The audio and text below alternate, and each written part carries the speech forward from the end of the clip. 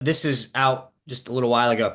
The ratings for MSNBC, Morning Joe down 39.6, Andrea Mitchell down 39.7, Ari Melber down 49.6, Joy Reid down 54.6, all in the last week. Lawrence O'Donnell. Two ways way up over that same That's period, by right. the way. Lawrence O'Donnell down 60.6. Stephanie Rule, the big winner, down 67% in ratings. They lost the trust of the American people. I mean, Chris Wallace this morning announced that he's leaving CNN to go to a platform.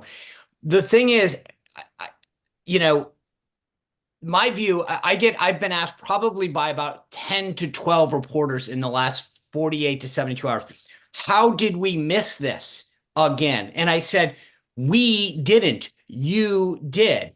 And I say this respectfully, but I was just like, look, here are the guests that we've had on. Here are the conversations. Here are the places. We didn't miss this. You did. And the idea that you're still thinking that we missed it, 7 days out from an election shows you how bad they are at what they do. And so I think that there's a lack of trust that exists, and as Dan said, very, very apropos, that there people are going, great, I'll tune you out and I'll go find somewhere else. And Mark's right. I mean, look at the numbers. This show keeps growing every day because people, I think, are saying, I can find out more in it, honestly, what's happening on this platform than anywhere else. So look, that's why I love America. Every time someone says journalism is dying, I go over to Substack. Look at these different shows. I mean, there's a proliferation of media. It's in a different form, but it is growing and flourishing, just not in a traditional way. I will say this, and it's at the risk of repeating myself. The very same executives and producers and anchors and correspondents and writers who covered and participated in the cover-up of the Biden decline, and then after the decline had to be exposed and acknowledged, never acknowledged their role in it. All those people are covering the Trump administration. They also covered the campaign. I don't understand how they think they can cover the Trump campaign fairly or Trump administration fairly or be seen as covering the Trump administration fairly if they don't acknowledge their role in the conspiracy and their failure to acknowledge it. It just doesn't make any sense to me.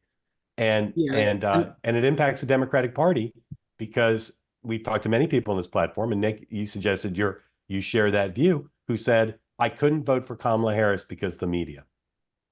Not the only reason, but there's a a few reason. things, obviously your platform too, but I think as being someone living in Manhattan, right? I don't know if anyone read Josh Barrow's Why Dems Deserve to Lose in the Atlantic. And I'm not exactly aligned with him on all his views, but he went through this kind of distillation of anyone living in New York right now, just to seem like the low quality of life. And then the media basically pretending that if you have that voice, you're lying, or it's just not true. And I don't know, I just think it's just not a reflection of they're not trying to listen to people. They're just trying to get their point of view across, unfortunately. And it manifests in that way, and it manifests in like you said, Mark, the inability to call balls and strikes with the current president, unfortunately.